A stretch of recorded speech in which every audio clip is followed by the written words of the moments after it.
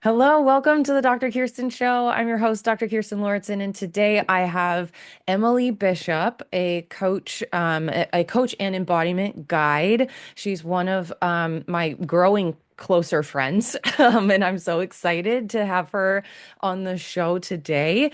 What we're going to talk about is putting yourself first in motherhood. Before we jump into all of that, because I know it's such a big topic and it's going to be something that is so important for anyone, especially if you have sort of health things going on. There's a lot of overlap into our like how we're interacting with our entire life and our environment and the people in our life. So I'm very, very excited to jump into this today. I know it's going to be excellent. So Emily, welcome to the show. Thank you. Thanks for having me. Yeah, I'm so excited. So, why don't you go ahead and introduce yourself? Give everybody a little bit of detail about, how did you get into doing what you do? What do you do? And, we'll take it from there. Perfect. Yeah. So my name's Emily. I live in Calgary, Alberta, Canada, with my little family. I've got two little boys, 3 and 5. And yeah, my background, so my formal training is as an engineer. Um, So I did mechanical engineering. I went on to Yes. get my PhD in biomedical engineering, Oh, and then um, and so I continued to sort of build my career as a biomechanist and a clinical researcher. And then I had kids. I had my first son in 2020, when I was oh, about 33. So I spent quite a bit of time already, establishing myself and trying to build my career. And I took a year off. In Canada, it's pretty standard to take a year for maternity leave. Went back to work full time, and I was just like, what the heck? Like, this is so hard. And I'm a very, consider myself to be a very capable, high performing person. And yeah.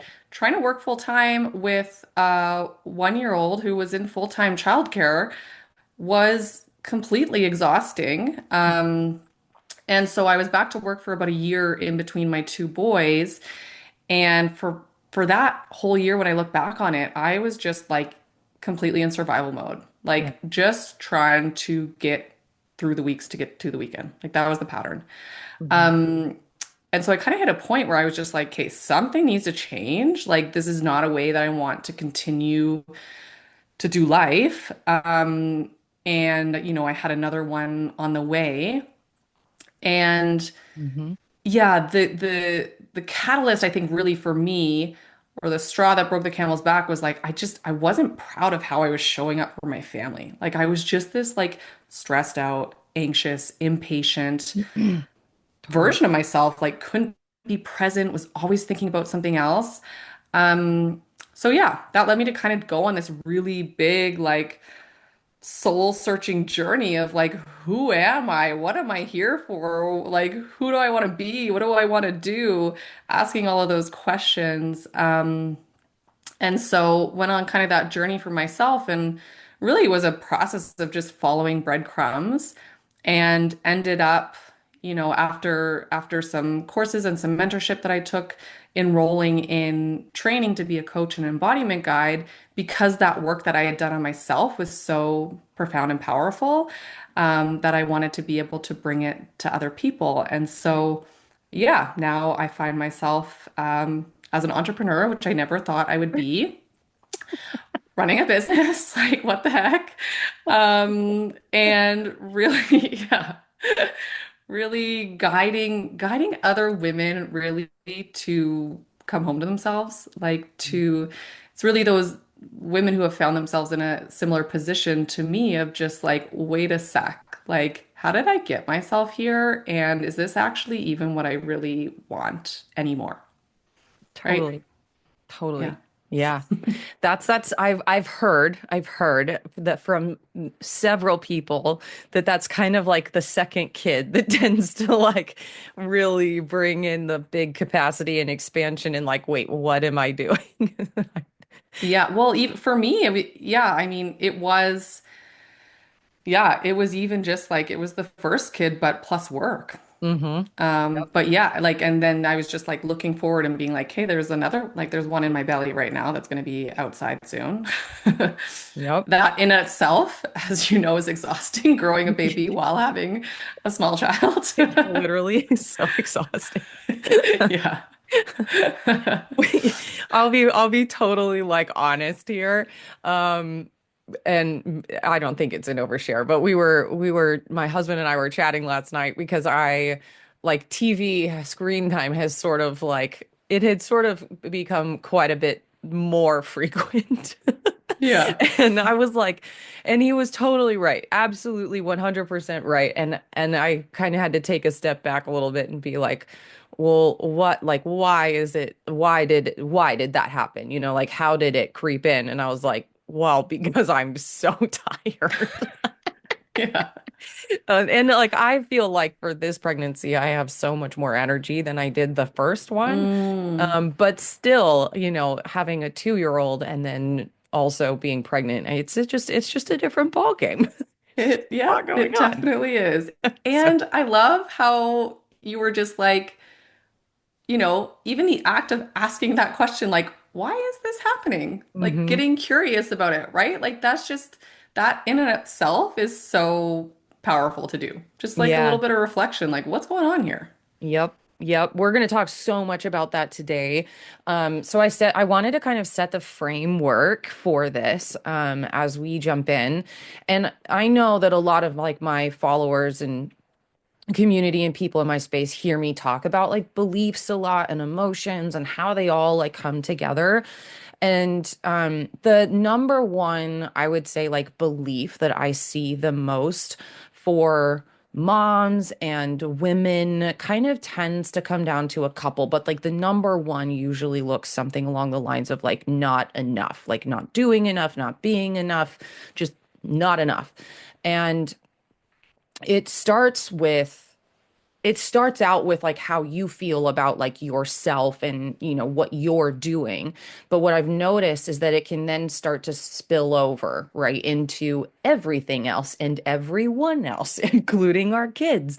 And so then we sort of end up in this situation where it like looks like our partner and our husband maybe aren't, or partner husband, like they're not doing necessarily enough, right? And then our kids aren't necessarily like behaved well enough or flexible enough or sleeping well enough, you know, and it just sort of like snowballs to a point where it feels like everything around you is just not enough. And it Hmm. can be so tempting, I feel like, to, well, I know that what we can tend to do is like analyze everything outside of us and be like, it's not enough, right? And there's so much evidence of it not being enough. And Mm. when that comes up, the reason why I want to dig into this is because that for me and what I see the most can very much so be a root of where like the anxiety and the depression, the overwhelm, the burnout, the fatigue, the like rage, right? Anger, like all of those things are like physical manifestations of this process that's happening in our beliefs. And I see it so well tied to this pattern of putting everyone else in front before us. And it doesn't mean that that's the only way that it shows up in programming. And it's also not to say that it isn't necessarily an imbalance in hormones or like fatigue and, burnout and exhaustion, but it can be an imbalance in like our brain chemistry and neurotransmitters and like all of those things being impacted. But what I see so often is that we're so focused on like the physiology of like, I need to take this supplement or I need to do this thing because that's the real issue. But the real issue isn't really that. It's actually the beliefs that are going on underneath that are driving our viewpoint of everything else around us. So, the best part about that, though, and so I feel like so much of probably what we're going to talk about today is that when those beliefs start to shift, because we can change them, like neurons can form in different patterns and pathways, then Hmm. that programming and patterning, which is what I like to call it, is like we can actually learn something different, and we can do something about it. And the programs and patterning, so much of like what, well, I know we're going to get into today around like putting other people and everything else, before our needs, is that so much of, and I see this all the time, right? Is like so in myself particularly, but like the judgment around how I'm supposed to be as a mom, how we're supposed to be as mothers. And like a lot of those things were actually never really meant to be ours. And Hmm. they are in many ways like it is a lot of those programs and patternings that we pick up on from so many different places, as we grow up, we're never really even who we were meant to be as people. Hmm. So, getting into this, it's really thinking about and speaking to putting yourself first. What does that actually like mean to you and in the context of how you facilitate these conversations with the people that you work with? Um, I know you spoke to that a little bit in your bio, like in your story, but I'm really curious what you see as far as like something that you've lived and like this process of realizing like, oh, I actually do matter. My needs matter and they do need to be met. And I'm just so curious how you facilitate that conversation. Mm. Yeah. Okay.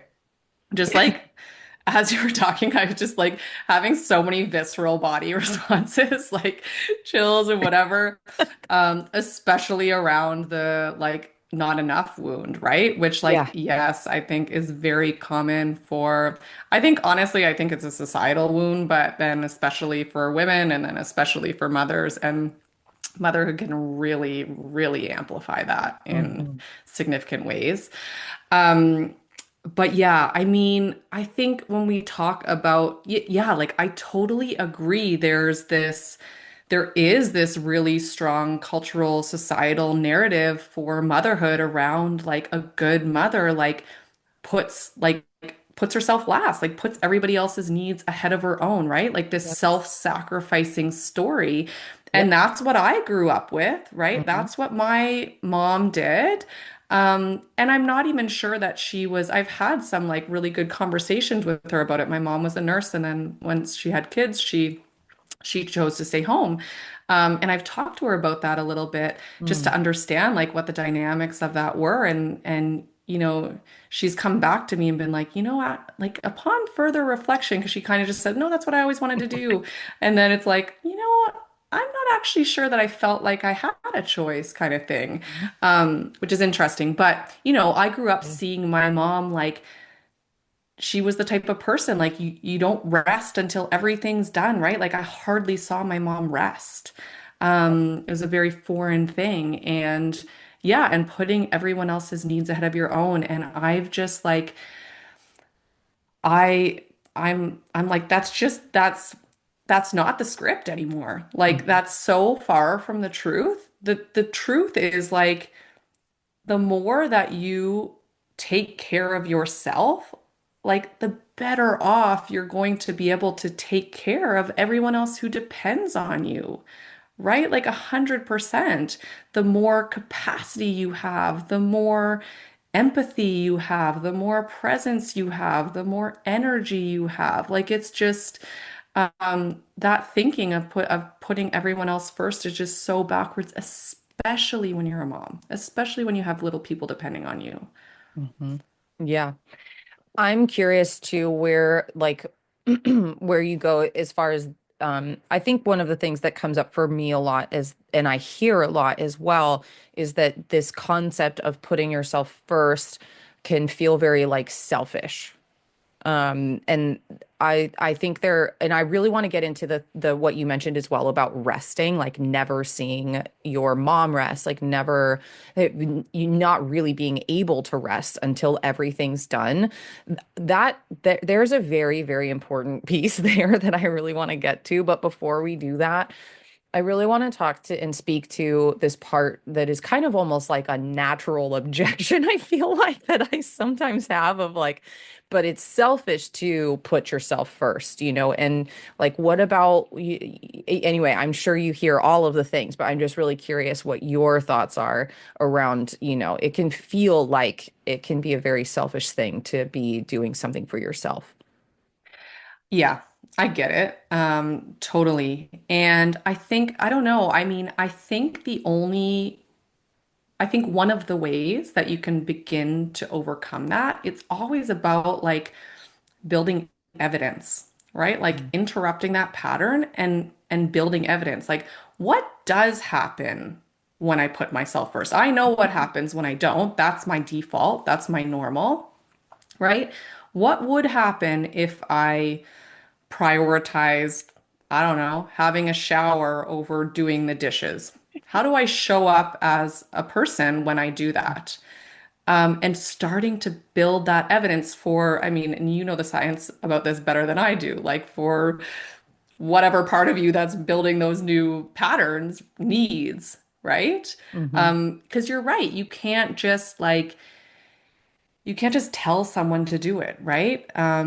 It's it's a process of needing to experience it for themselves, and of course having people share their own experiences and expand, kind of acting as expanders for you is a really helpful thing. But yeah, I mean, in the way that I've shifted more into like I have gone totally into like it's just like I have to come first. I Yeah. have to. If I want to show up the way that I want to, in a way that feels really good for my boys and my husband, like I've got to come first. And for me, that looks like, yeah, like, typical self-care, but like eat like movement, eating good food, doing the inner work, Yes. Yes. Yes. I I even one of the things that was really big for me too was I love that what you mentioned as far as like building up the evidence, because one of the things that I think is really important, and you even mentioned it, you were like, well, you got curious when about the TV thing, is like when you go and take a shower over do the dishes, like what comes up for you? What do you feel in your body? Is Mm, it tension? Okay, well, why? Like, where is that tension coming from? What are yeah. you saying to yourself in your brain about like what's wrong with that situation? You know what I mean? And it's Mm-hmm. so fascinating how much is actually there and available when you start Mm-hmm. asking those questions and doing those pattern interrupts, as you mentioned, because Yes. that I feel like is really where you start to get to like the juicy stuff, of like where it's really coming from. And of Mm-hmm. course, it can be uncomfortable, but it's also so illuminating when you're like, oh, that's why. And I also love what you said too about like when you eat healthy food, when you exercise, when you do some of those just basic things that we need to do for our well-being, Mm-hmm. the capacity that we have is so much more. I think that's So much so more. important. And we're not even really talking about like being gone for weeks at a time. We're just saying very basic things like, hey, let's make sure you're actually taking care of your well-being. Mm-hmm. I think Yeah. that's Even, huge. yeah. Time in nature. Like, yeah, these don't have to be like, Hmm. I need to go on a week-long retreat in Tulum or something. Like, these are like things that we can integrate into our day to day. And I've noticed it like, I know for me, it's like, yes, it's for my parenting. And then it's also like, I know we're not talking about work, but it's like for work too. Like I noted, that's a pattern I'm trying to interrupt now too. It's like sometimes I'm so excited to get to my work. I'm like, I just want to skip the workout. I have like really exciting things that I want to work on. And it's like, Yes, no, all the time. no, like, because you are going to be more productive, more on, more creative, like when you do those things that your body needs Mhm. first. Yep. Yep. I love that. I'd love to jump into the rest piece This was Mm, another thing that you and I chatted quite a bit about on your stories on your Instagram, because one of the things that came up is that it's really hard to rest. It can be very hard to rest when there isn't order. hmm. There's disorder. Yeah. And I see this almost constantly with many of my clients because rest, while it's something that people don't want to do, it is a part of well-being. It is something that Hmm. is needed. And especially too when we start having like chronic health symptoms and like chronic conditions, those are Hmm. usually a sign that there is some kind of imbalance with Hmm. rest. As much as people hate to Yeah. hear it, it's really common because Yeah. we're starting to bypass and ignore a lot of those symptoms. We're trying to those signals, right, that our body's giving to us. But when we have all these patterns and beliefs around what rest should look like or should be, it starts making rest become very elusive because it's very difficult to have the prime conditions in order for us Mm, to actually feel rest in our body. I'd love to chat mm. about that. Yeah, I mean, I think like just as you're speaking about rest too, I think yeah, we need to have like compassion for ourselves of like why why this is happening. And my Yeah. mind just goes to like even the world we were brought up in, right? Where it's just like I don't know about you, but it was like, oh, you can't go like play until you've done your homework, Oh, right? Like it's I like am the it's this poster yes. child of that. Yes, right? And play is a human need. Hmm. And so it's kind of saying like you got to do your work, but you have to earn your play, right?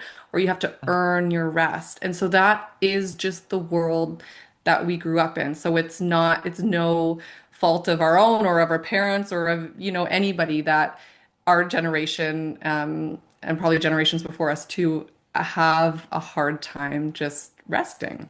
Yeah. There's a that connotation that it's like lazy or whatever, especially if there's like other things to do. But the thing is, especially in motherhood, there is always something to do.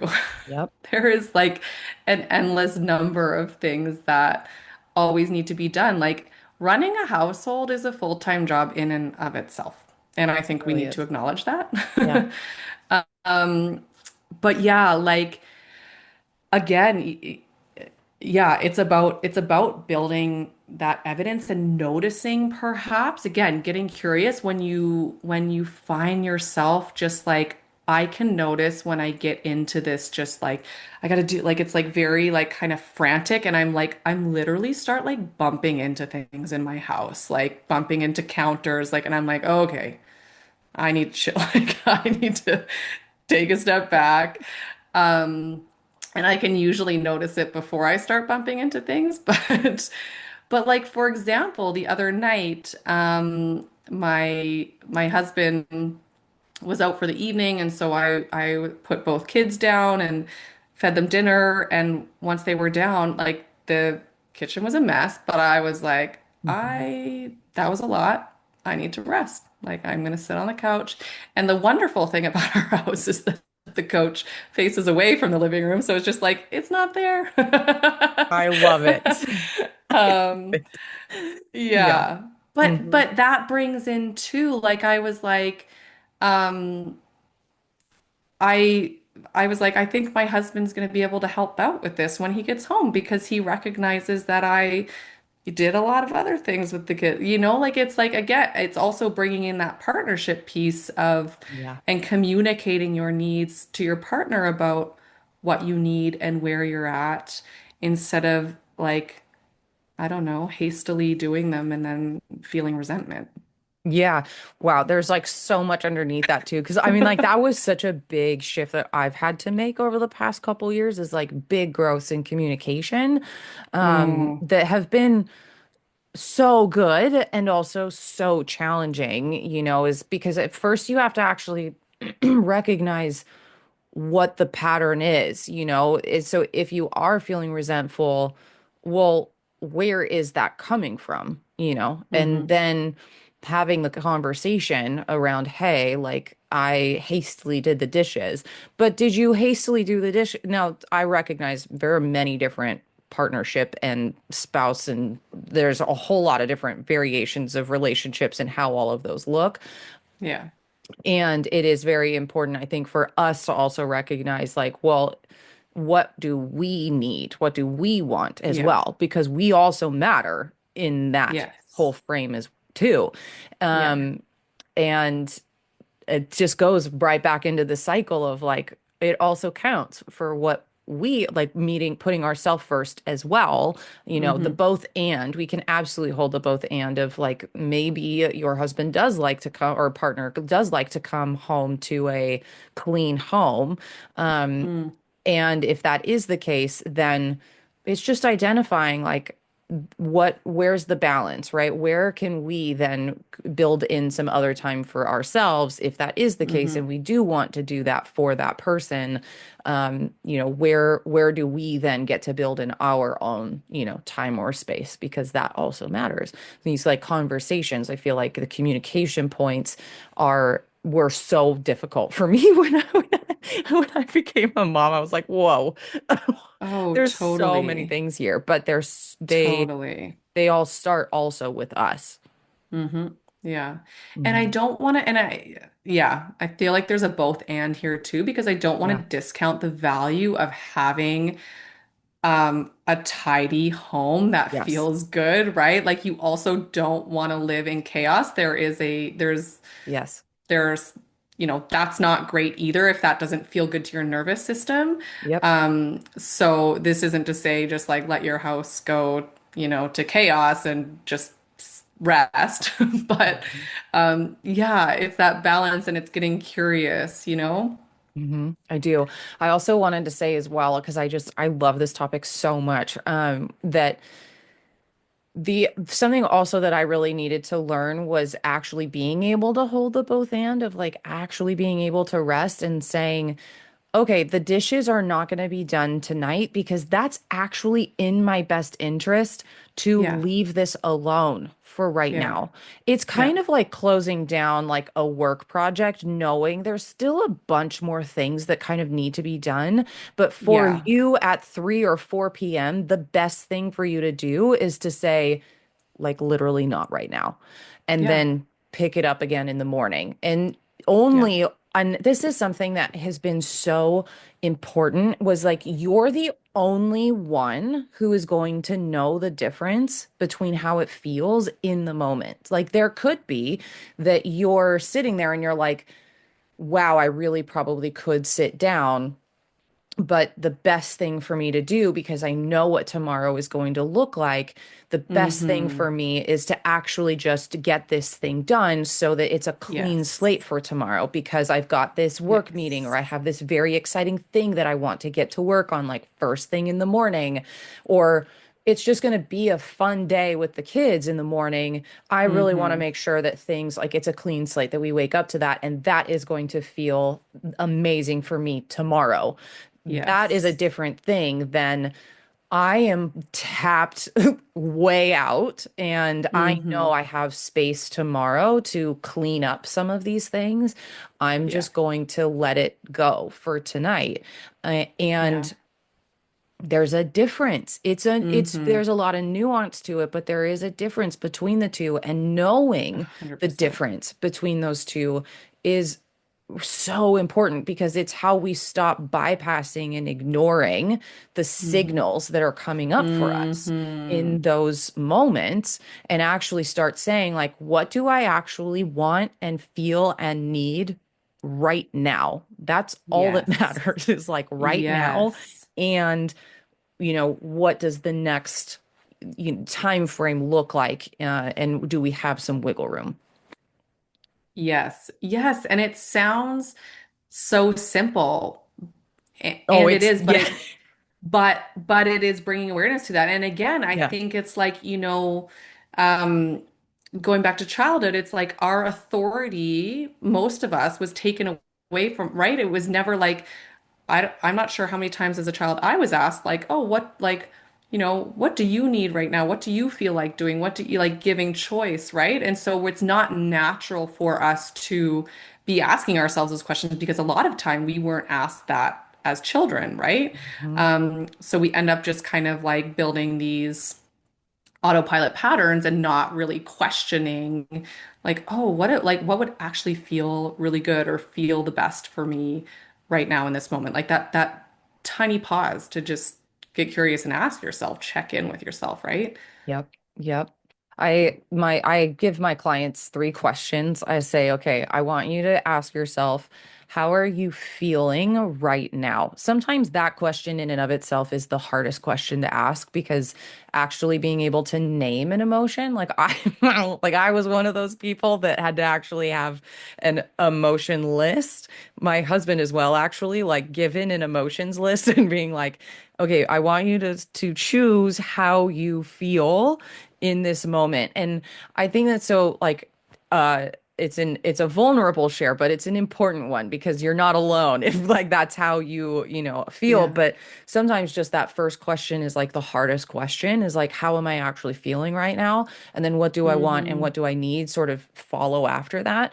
But the best part Mm-hmm. about those questions too is that like you may not be able to actually act on the thing that you want and need. Like you might be tired, but you still kind of need, like you want to rest, but you still kind of need to do a certain number of things before you can get there.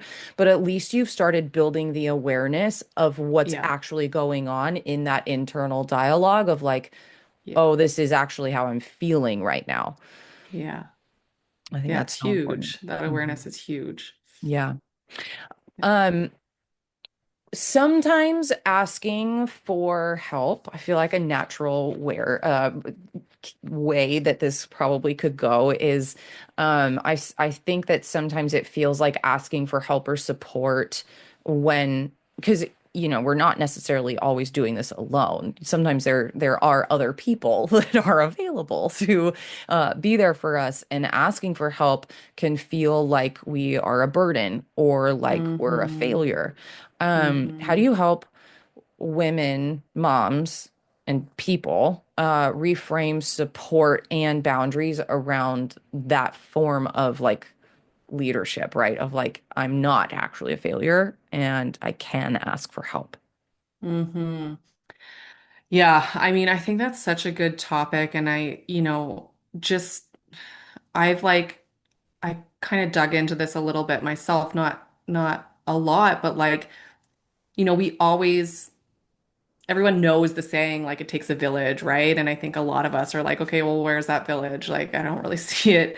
Hmm. Um, but it is like we have society has just kind of come to this place where it is very normal, quote unquote, to just kind of have this like nuclear family, right? Because a lot of us have moved away from extended Yeah. family to pursue careers and education and whatever. So we can end up with just like no extended family in town.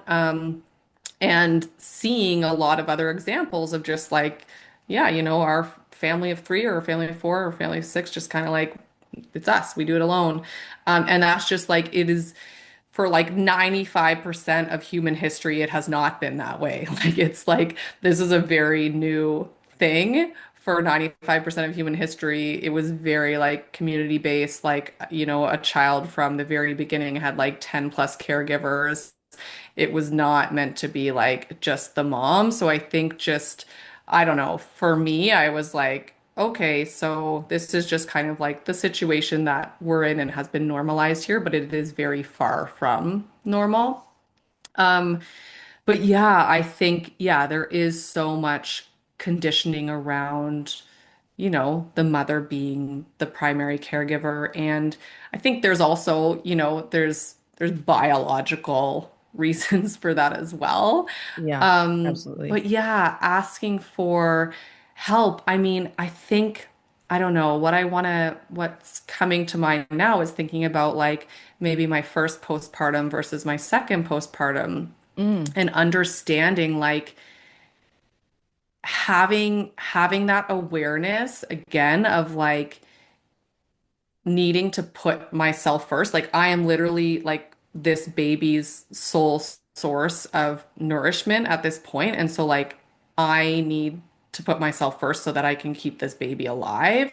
And that means like asking other people to cook for me and to do other things for me, right? Like, so I think it ties really well into the overall conversation of putting ourselves first. And sometimes part of that, yeah, is taking off this like, I'm a go-getter, I can do everything myself, which like is what was very much my personality. It was like I'm, a high achiever, an independent woman, or whatever. And like in motherhood, like you gotta let that go. Yeah. Um, again, just to like, yeah, where am I finding myself at capacity? And where are there areas where I could ask for help, or another way to say it could be like outsource this. Like, what can I outsource? What are the things that need me 100%? And what are things that like maybe we could outsource either via calling in friends and family or paid help or whatever it is? Yes. I love that. And I'm also super curious. So like for the mom who just doesn't ever really ask for help at all, sometimes just taking that first step of being like, hey, um, I had someone give me this amazing idea of like to like with your friends. It was one of my coaches. She was like, gather like five of your closest friends and make like a hey, it's kind of it wasn't like a pact, but it was just like, hey, do you guys want to join in on this of it, you can ask at any time, no questions asked. If you need dinners, like just send this like group a message and Mm, we'll make a dinner or two, and if you have a couple of people in that group, you could potentially have like an entire week's worth of dinner just like delivered to hmm. your door by your friends. And Yeah. like, how nice would that be to just be like, you could just pop in and just know that like their food is going to show up at your door at some point? And for Yes. no reason, I mean, it could literally be because you just have so many things on the schedule. It doesn't have to be an emergency. It doesn't have to be like, Yeah. you just had a kid. It could like legitimately be that, you're just tapped out. And how Yeah. nice would that be to just be able to be like, yes, everything's fine. I just need a break or I just need help and no judgment. Just, yes, of course, I have capacity. Here we go. Like delivered. I Yes. loved that idea so much. Just I feel like, love that idea. yeah. That's a beautiful idea. Yeah. Mhm. It's such a good one, Um, especially. Oh, go ahead. Go ahead.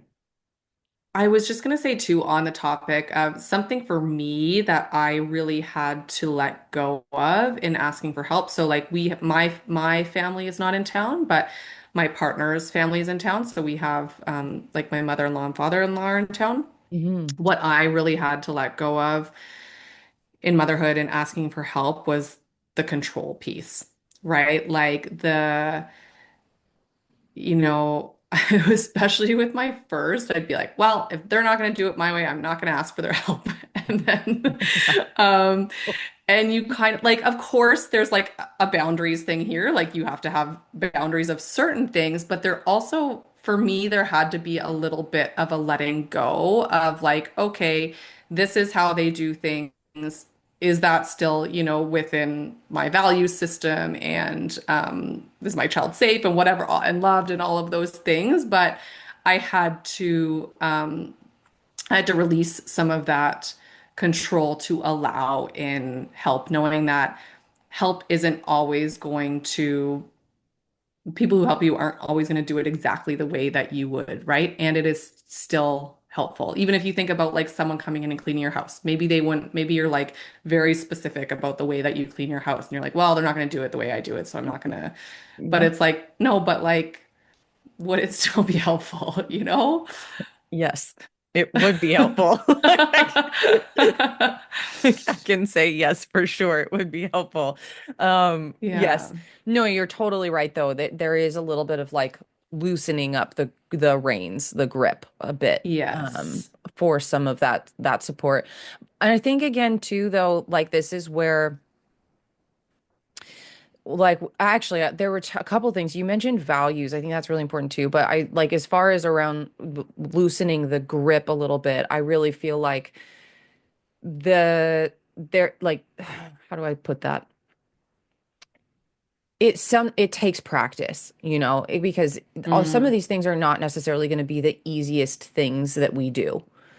But there when you have the awareness that like something does have to shift, something does have to change. Like in order for hmm. me to be able to actually show up as in as the way that I want to, and Yeah. I do have, let's say, the financial capacity to bring in someone to like find a good house cleaner or find Hmm. someone who can do some, childcare for Hmm. um my kids. The like loosening of that grip isn't always going to be easy. And I think a lot of people also get stuck in the like, this is just how I am, right? Like, oh, Hmm. perfectionism is just how I grew up. So I'm always going to be a perfectionist. But that's really not the case. We actually have a lot of capacity to change and shift and mold and allow ourselves to evolve and to grow and adapt into these new phases that we're being called to. It's actually just Hmm. more along the lines of our choice of whether we want to like bury our head in the sand or stick our feet in the sand and just be like dragged with resistance, to like shifting and evolving and changing. Yeah. Verse and like holding on so tightly to these like identity pieces of like, I need it to look a certain way and I need to control every little bit and piece to, Yes. finally being like, okay, this is unsustainable. And if I really want to go to these next places and do these bigger things or do this next thing, show up in this particular way, like some of these things are going to have to change Hmm. about Yeah. how I do what I Yeah. do. Yes. And I mean, everything's so connected because, again, I think it comes, yeah, like when you think about this piece of like control and perfectionism, and like I've definitely got that in me. And it's like, Hmm.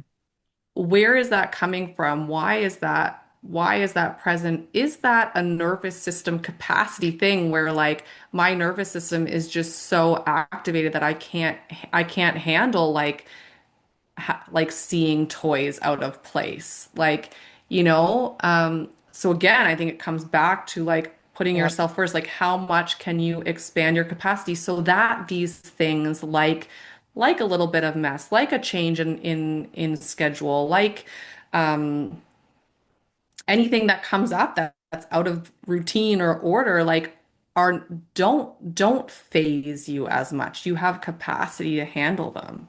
Yeah. Mm.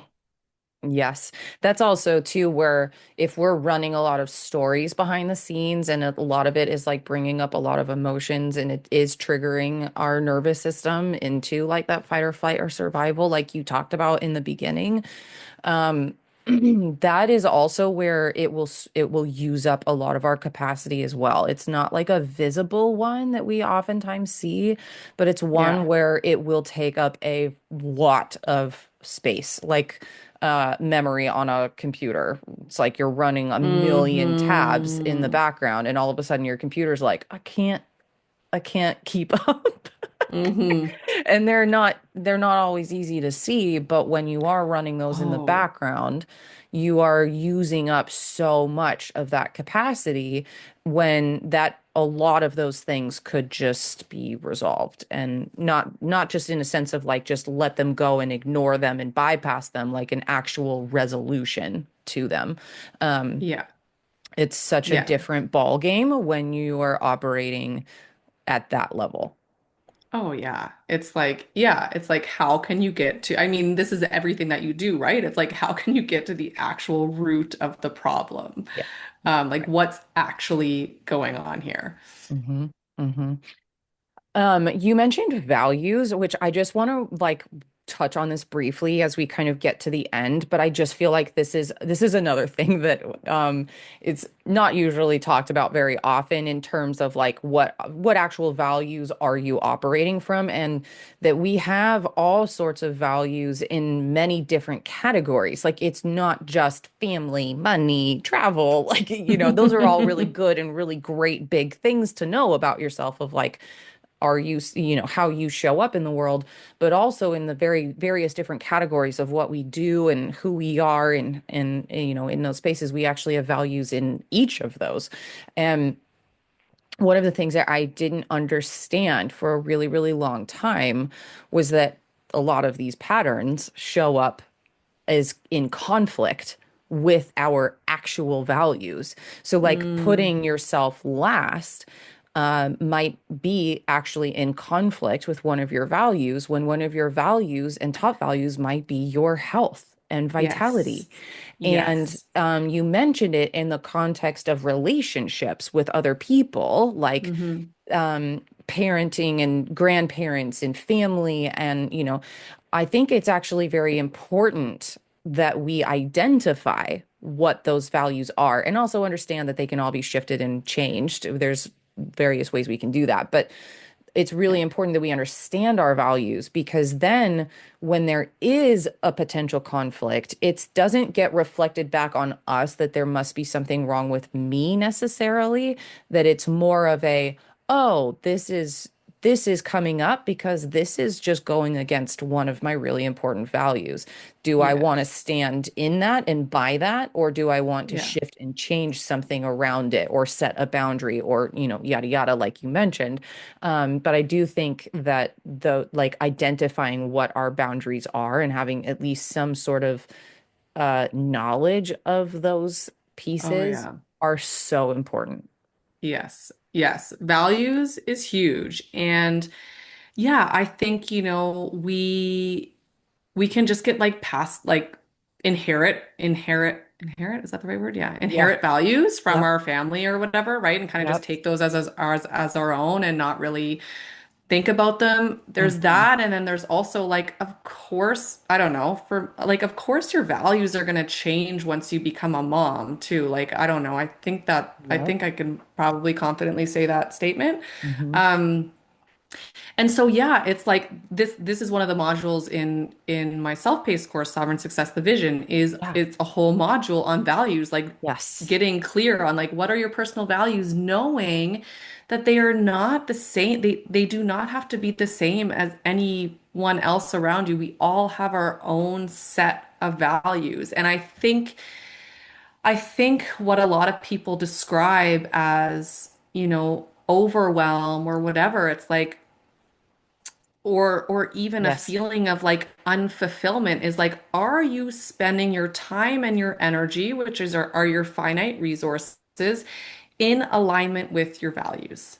And if you're not, then of course you're going to feel like overwhelmed and unfulfilled and scattered and like, right? Yes. And Yes. it sounds so basic, but yeah, like it is um it is a very important thing to do in a practice to really like get familiar with like, oh, okay, like I get to be my own person. Like, what are my personal values? And Hmm. how can I maybe shift my time and attention so that is more in alignment with my values and maybe get rid of some things like when you look at how you're spending your time, like where are you spending time on things that aren't actually in alignment with your values? And what would it look like to release some of those? Yep. Yep. Oh, I mean, it's such a great, like, almost like a mic drop moment, like just take a pause and like rewind that and listen to it again because it's so important. And I don't think we always recognize too how much sometimes we're living in conflict with some of our values and to this point, and this is why I love this conversation so dang much because you mentioned like burnout and overwhelm and like that's where anxiety tends to live and depression and like when we push our nervous system to the point that we are like so far beyond fight or flight that we are in straight up burnout Hmm. and shut down, and freeze. When we're in Mm-hmm. that part of our nervous system, like there's a lot of physiological things that we see, like adrenals and cortisol. And it's not just that, like, I'll get a little sciencey for just a minute. It's not just that we see cortisol pumping through our system. Like we can actually see on labs that like neurotransmitters that help us to actually address stress, like norepinephrine and epinephrine and Mm-hmm. serotonin are a part of all of those pathways. We actually can Mm-hmm. see those all start to get super low and depleted, which is essentially Mm-hmm. just a sign that like the nervous system and like your body is way over its point of being able to actually manage stress. And Yeah. the thing is that we start being like, okay, well, what do I need to do, in order to like correct for some of these imbalances that have now happened? How do I Mm. replenish the system? And all of that is important, but you're going to struggle to actually see improvements there if you're still operating in these spaces of not fulfilled, not having a purpose, or you're going against your values in some very, very specific ways, and it's just depleting and depleting and depleting resources. I like Mm-hmm. it's such an important conversation of that, and that bridges that gap, between it's not just about what we're seeing in the patterns in the physical body, but it's also about like your environment and how you're living your life and what like identity and subconscious pieces are actually driving some of those patterns as well. And those are Oh yeah. as important as all the other work. Yes. So Yes. I love it. And I could nerd out on this like all day Oh long. my gosh, I know. But We I could go in love like so many different directions. Oh my God, for hours. But I love Yeah. that your program dives into values and helps, I see that as such an important piece for women who are even feeling like you did, right? When you were in that transition point between like this is not in alignment with where I want to be now. Yeah, Mm-hmm. my whole life has changed now that I have one kid, two kids, and what I thought was really the best way for me to go doesn't really feel like the best thing for me to do at this point. Like that transition point happened for me a bit before having kids, but it's Mm-hmm. still it because I dropped my entire chiropractic practice. I just was like, enough. I cannot do this. And I had to go through the whole thing of being like, I spent how much money to get my degree? Like all of these things to be a chiropractor, and then was like, Yeah. no, this is not this. I know that where I'm headed this is not it. Yeah. This is out of alignment with where I want to go. And it sent Yeah. me on a whole trajectory that then, with going through motherhood as well, I can see how all those pieces fall into place. But making those decisions and becoming aware of where, like, what's going on with you, like, during those times is not easy to do alone. And I think that's really where Yeah. having support can be so helpful because you can Mm-hmm. start identifying, just as you mentioned, values. There's these like roadmaps, there's these like pieces, these Mm-hmm. markers that become very critical transition Yeah. points, that can be very individualized per person, but there's also a lot of overlap on, where that journey is probably going to go. So I Mm-hmm. would love for you to talk a little bit about your programs. I know you mentioned Sovereign Success and you have a Mm-hmm. couple of other things that are coming up as well. So number one, if people want to learn more about you or get in touch with you, where can they find you? And please tell us a little bit about your Sovereign Success program and anything else you have going on. Sure. Yeah, so you can find me. My website is emilylynnbishop.com, and on Instagram it's at Emily Lynn Bishop. Yeah, so I mentioned Sovereign Success, the vision. This is an offering that I have that really takes you through like the steps required to for the woman who is like asking those questions of like, is this it? Like, who am I now? Like, what's my purpose? All of those things, like, takes you through a process to get really clear on like who you are, what you're here for, and like where you're going. That's in Love full alignment with like with who you are now, right? Not who you not Yeah. who you've been, Yeah. right? Because That's if we're on that autopilot, we're just recreating the past, right? And I think when we listen to that whisper of like this isn't it anymore, then that's where and we decide to listen to that, right? Then we can kind of go on that journey of like, okay, like who am I going to become? That's like actually going to feel so good, so natural, so fulfilling, right? So like energizing, right? We're yes. not meant to be living these lives that like drain us and leave us one like always chasing, you know? Hmm. Um, so that's Sovereign Success, the vision. There's different levels of support that you can receive during that. And then yeah, I'll be announcing really, really soon. I'm going to be creating a community called Sovereign Living. I've just, I've accessed so many tools and modalities and things throughout my own kind of self-discovery journey, like, breath work and feng shui and Yeah. even like the work with you and learning about nervous system and sound baths and all these things. And I'm like, this stuff is too good to not share with people. Yeah. Um, so I really want to bring together women who are sort of on a similar path of rediscovering themselves and kind of coming more into alignment with their purpose and begin to together in community and to share all of these different modalities through different guest experts. I love that. Yeah, so I'll be announcing that soon, but I'm sure you'll be able to, if you're interested, check it out on my Instagram or my website.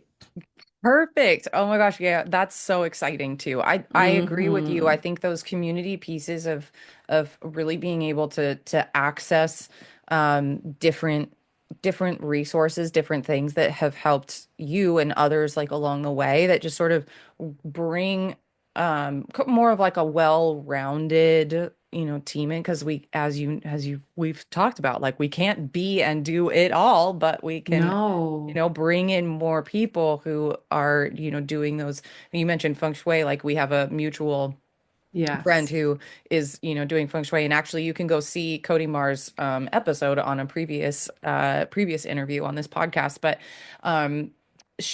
bringing in those people who are really skilled in those areas can be really, Hmm. really impactful. And we don't have to just be the ones that are like, yeah, let me teach you about how to change the energy in your home when I do nothing Yeah. with that at all.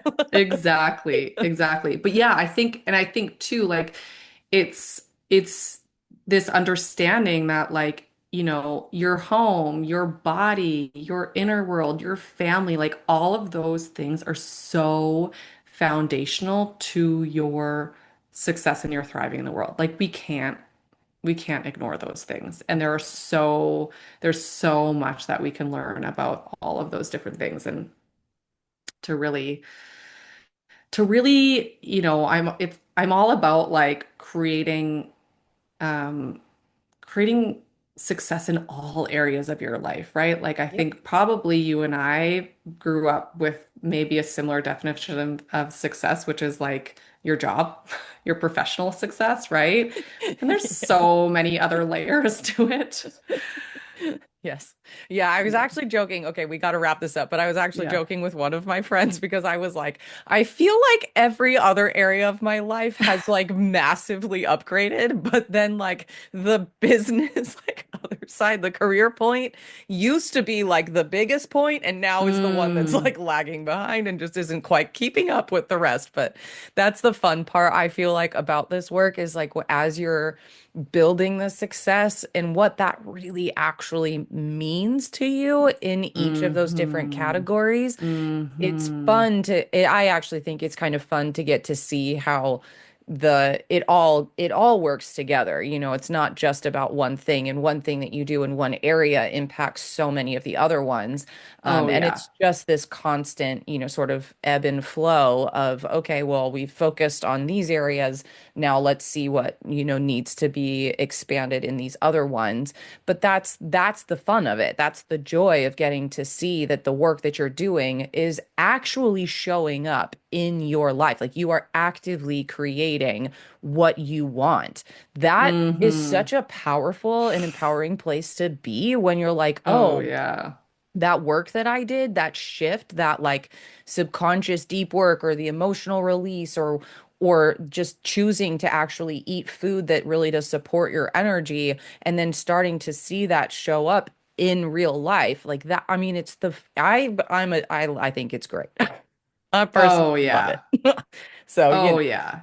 yeah, I love Yes, it. yes. I think you nailed it with the like, yeah, they all affect one another and we all get to define success for ourselves. What success looks like for someone else is not going to be the same as yours. And if we're just trying to copy someone else's, like, it's not going to feel good. Exactly. And that is exactly what sovereign success is all about. So Hmm. I will have all the links in the show notes. And yeah, is there anything else that you wanted to mention before we wrap up? No, I think just like reiterating, I think the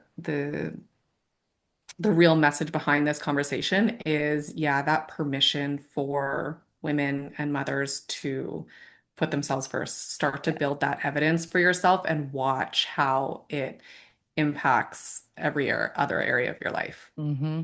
Kids included. kids included. Oh, 1,000%. Yeah. Yeah. Amazing. Oh, and that's a whole probably other hour that we could do on the impact of us modeling that to them. But we That's what are was just going through my mind. Yeah. we have another episode coming already. Yes, Thank you yes. so much for being here, Emily. It was Thank a you, joy. Kirsten. Oh, such a pleasure to talk to you. Awesome. All right. Well, thank you so much for watching and listening, and we'll see you on the next episode. Take care.